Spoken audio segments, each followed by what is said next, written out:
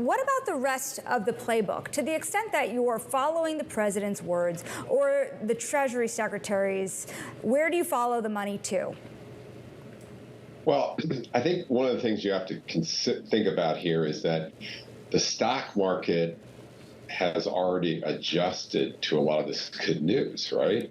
You wind the clock back 6 weeks to early April, the market was down 18%, the VIX hit 50, and there was an expectation that things were going to be very bad, and the investors got too one-sided on the short side. And so that presented a great opportunity to be more optimistic. Today, we've gone from the old saying, the sounds of cannons to the sounds of trumpet. Everything is great.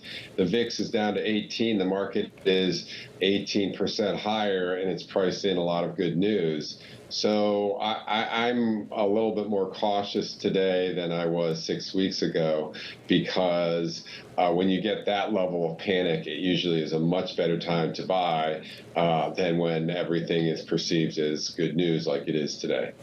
Sorry to be a downer. I actually am shocked. I'm shocked to hear you be a downer, Andrew, because I feel like for the last year and a half, you have been the bull in times when things have gotten tough. You totally have. And so to hear you kind of negative, to me, feels like a tone change. What do you do in this scenario if you're still feeling this cautious? Well, yeah. So I was very optimistic 2023, 2024, because we had a 25% decline, and I saw a high level of pessimism towards equities in general. But as we came into this year, I saw a lot of, expectations, price targets for the S&P was very lofty at the beginning of the year. And we saw a lot of retail flows turn very, very positive. And that's usually symptomatic of a third year of a bull market. You get a lot more optimism because, the reality, this, people frame their viewpoint looking solidly in the rearview mirror. The rearview mirror wasn't a bear market anymore. It was 2 good years. The market was up 67%. So the expectations were too high. Now, the good news is some of that has been washed out. But that's just the reality of a third year of a bull market. You tend to have a pause year. I just think, look, the market was up 67% off the low. It's time for a little bit of pause.